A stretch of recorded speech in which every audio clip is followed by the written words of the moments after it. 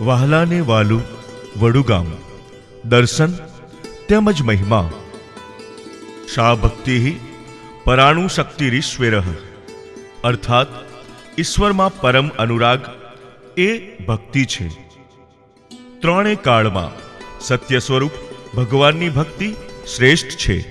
પ્રભુ સહજાનંદના શરણથી રૂજિત થયેલ વડુગામના પ્રસાદીના ધર્મસ્થાનોના આવો દર્શન કરીને ચારિત્રાર્થ થઈએ. આજથી 250 વર્ષ પહેલા પ્રભુ જ્યારે પધારેલા ત્યારે વડુગામ ઢેબર તળાવના ત્યાં વસેલું, જે ઢેબર તળાવના પૂરના પ્રકોપના કારણે આજનું નવું સ્વરૂપ પામેલું છે.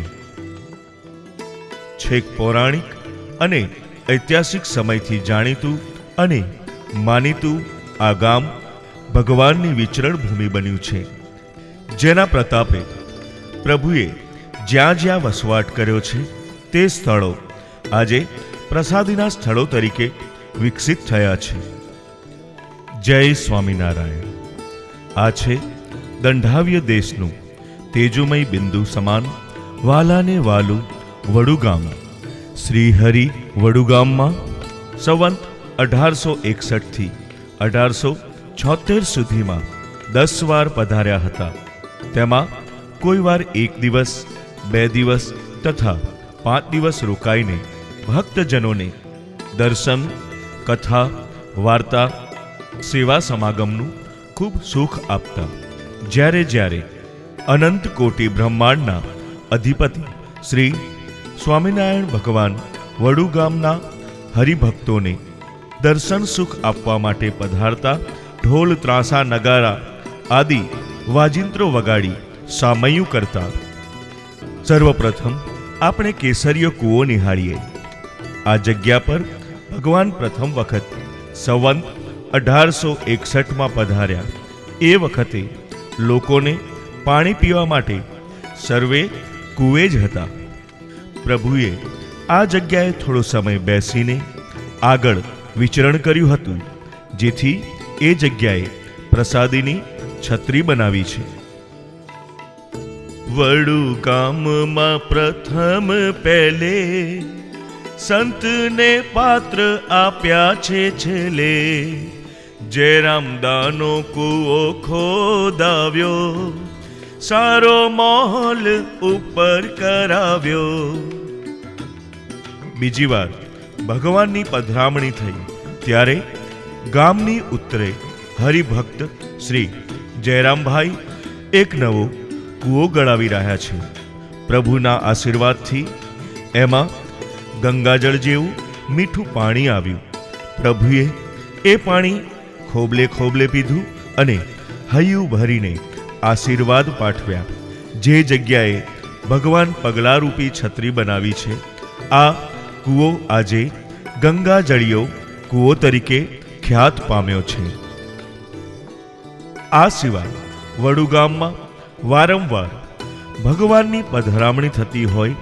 ભગવાનને ગામને કષ્ટમુક્ત કરવા શ્રી વાસુદેવાનંદ બ્રહ્મચારીને વિનંતી કરી અમારા ઈષ્ટદેવ સમા કષ્ટભંજન દેવની પધરામણી કરો.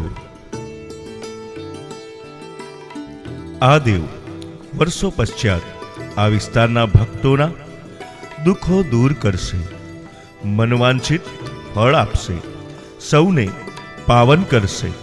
અહીં આજ સાક્ષાત શ્રી વાસુપૂજ્ય હનુમાનજી મહારાજ બિરાજેલ છે. મૂર્તિ નયનરમ્ય અને આકર્ષક છે. હનુમાનજીના ચરણે આવનારની માનતા પૂરી થાય છે. આજુબાજુના અનેક ભક્તો શનિવારે દર્શનાર્થે આવે છે. હનુમાન જયંતિ અને કાળી ચૌદસે વિશિષ્ટ કાર્યક્રમો યોજાય છે. દીપમાલાનું આયોજન કરાય છે. બાજરીના વડા અને સુખડીનો પ્રસાદ દાદાને ધરાવવામાં આવે છે.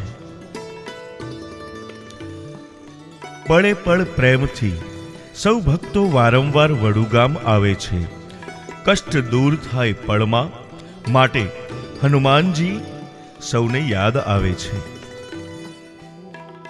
શ્રીજી મહારાજે હનુમાનજી મંદિરે સભા કરેલી અને 500 પરમહંસો તથા બ્રાહ્મણોની 84 કરાવીને શીરાપુરીની રસોઈ કરાવીને ખૂબ જ જમાડીને તૃપ્ત કર્યા હતા. આજે જાજરમાન મંદિરના દર્શન કરતા આપણને અનેરી ઉર્જા અને શાંતિનો અનુભવ થાય છે. આ સિવાય ગામમાં એક વિશાળકાય ગામ તળાવ આવેલું છે, જેમાં શ્રીજી મહારાજે સંતો સહિત સ્નાન કરેલું અને જળને પવિત્ર બનાવેલું, જે આજે ઘમેડા તળાવ તરીકે ઓળખાય છે, જે ગામને દક્ષિણ શ્રી હનુમાનજી મંદિરની નજીકમાં આવેલ છે. આ છે નરનારાયણ દેવ તાંબાનું ભાઈઓનું સ્વામિનારાયણ મંદિર. આ મંદિરની પ્રતિષ્ઠા શ્રી સ્વામિનારાયણ ભગવાનના છઠ્ઠા વંશજ એવા પરમ પૂજ્ય શ્રી તેજેન્દ્ર પ્રસાદજી મહારાજે કરેલ છે. અહીં શ્રી નરનારાયણ દેવ, શ્રી ઘનશ્યામ મહારાજ તથા શ્રી રાધાકૃષ્ણ દેવ પધરાવેલ છે, તથા સર્વેને મૂર્તિનું સુખ આપતા એવા શ્રી હરિકૃષ્ણ મહારાજના પણ દર્શન થાય છે. તથા બહેનો માટેનું આ છે નૂતન સ્વામિનારાયણ મંદિર.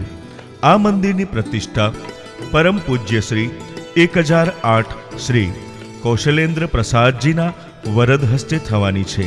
અહીં પણ તેજોમય શ્રી નરનારાયણ દેવ, ઘનશ્યામ મહારાજ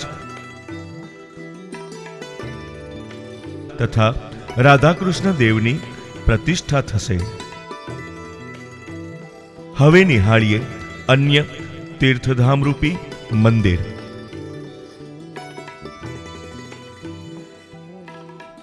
આ છે વારાહી માતાજીનું મંદિર.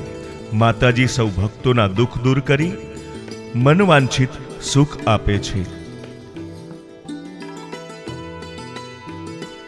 હવે આ છે શ્રી વૈજનાથ મહાદેવનું મંદિર. આ મંદિરનો ઇતિહાસ 1000 વર્ષ પૂર્વેનો છે. પ્રભુ શિવ સૌને અતિ સુખિયા કરે છે. આ છે શ્રી અંબાજી તથા ઉમિયા માતાજીનું મંદિર.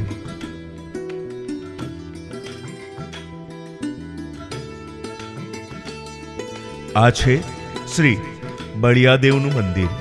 આ મંદિર અતિ પ્રાચીન છે. આ છે ખોડિયાર માતાજીનું મંદિર.